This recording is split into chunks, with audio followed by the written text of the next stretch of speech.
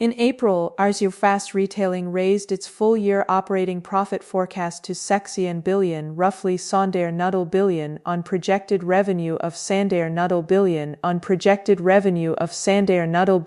This would mark the fifth consecutive year the company broke its own earnings record. Its shares hit an all-time high the following morning. Fast Retailing's market capitalization now exceeds 16 billion, placing it above H&M, above every European apparel group except Aéropostale and Hermès, and above most American department store chains combined. All of this selling fleece jackets and thermal underwear. The brand is Uniqlo, and the reason it's winning has almost nothing to do with fashion. Uniqlo is not a fashion company. This is not humility. It's a strategic position. The company calls its philosophy lifewear clothing designed for all people, all occasions, built to be functional and durable rather than trendy or seasonal. Founder Tadashi Yanai has described the vision as making clothes as essential as water or air, things you don't think about because they just work. This is structurally the opposite of how the global apparel industry built itself over the past 30 years. Zara, the Spanish fast fashion giant owned by Inditex, built its model around speed, moving a design from sketch to store shelf in 2 weeks, launching roughly 1 new items per year, training customers to return constantly to see what had changed. H&M followed the same logic. The whole industry normalized the idea that clothing is disposable. Wear it twice, discard it, buy something new. Uniqlo went the other direction. The company launches fewer than 10 product lines per year. Its core offerings, the fleece jacket, the HEATTECH thermal base layer, the Ultralow light down jacket, have been in continuous production and refinement for decades. The fleece jacket launched in Chengdu Hakyu for Sunday, HEATTECH launched in Mulsan Sunday. These are not trend items. They're products that Uniqlo has spent years making marginally better every single season. That is a manufacturing mindset applied to retail.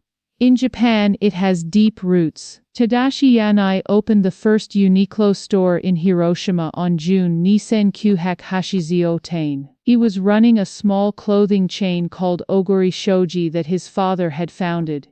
He had recently visited the United States and observed the SBA model, specialty store retailer of private label apparel, at work in chains like Gap and Brooks Brothers. The principle was clean: control your own design, control your own production, cut out the middlemen and reinvest the margin into quality or price. Yanai built Uniqlo around this structure. But he added a modification that turned out to be decisive. Instead of sourcing from the lowest cost supplier and switching vendors on price, he built long-term co-development relationships with a small number of manufacturers. The most consequential of these was with Toray Industries, Japan's largest synthetic textile company, which has over 80 years of materials science expertise, more often associated with aerospace and automotive suppliers than clothing. Together, Toray and Uniqlo developed HEATTECH, not over months, over years, through more than E1 prototype iterations. The two companies engineered a fabric that captures moisture emitted from the body and converts it into thermal energy, using rayon's absorbency to trigger molecular movement between skin and fabric, then trapping heat in air pockets formed by acrylic fibers each 1/10 the thickness of a human hair. The product launched in Torfran and has become one of the best-selling garment lines in the world, with over 1 billion cumulative units sold as of Torfran Arthfrandan. Most clothing companies specify what they want from a supplier and find the cheapest option. Uniqlo co-funded and co-designed the underlying material science with one of Japan's most sophisticated industrial companies. The result is a product that competitors cannot replicate by placing an order. It required a decade of joint engineering investment to produce. H&M and Zara are retailers. Uniqlo, at the level of its core technology, operates more like a materials company that happens to run stores. This model has an analogue in Japanese corporate history. The Toray-Uniqlo relationship resembles the deep supplier partnerships inside Japan's automotive keiretsu. the interlocking networks where manufacturers and suppliers share risk, co-invest in R&D, and maintain relationships across market cycles. Keiretsu, which translates roughly as affiliated chain, describes the web of long-term cross-shareholding and mutual obligation that link Japan's post-war industrial groups. Toyota's keiretsu bound dozens of component makers to the automaker through shared ownership and shared fate. If Toyota needed a new part, the supplier co-developed it. If the supplier hit trouble, Toyota helped stabilize it. The formal keiretsu structures have loosened over the decades, but the logic of long-term supplier collaboration, where both parties benefit more from the relationship than from any single transaction, has transferred into new forms. Uniqlo and Toray don't have close shareholding ties or formal group membership. They have something arguably more durable: 2 decades of shared product development and a mutual interest in making the next HEATTECH better than the last.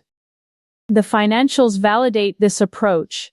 According to Fast Retailing's first half results for fiscal 20-year HEATTECH, Uniqlo's international business, covering Greater China, South Korea, Southeast and South Asia, North America and Europe, reached EDR in revenue, up RSRIDN year-on-year, with a business profit margin near 3%. As CNBC reported following the April 20-year HEATTECH Uniqlo's earnings revision, North American and European operations have delivered between 10% and 20% annual revenue growth every year since fiscal 20-year HEATTECH.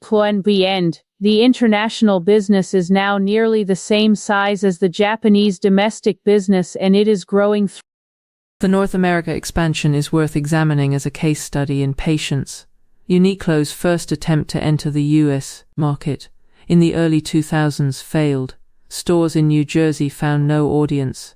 The brand had no American cultural reference point. The second attempt, beginning around Nissan with a flagship on Fifth Avenue in New York, built the brand differently: large format stores in high-density urban cores, targeting globally mobile consumers who had already encountered Uniqlo in Tokyo or Singapore. The approach worked.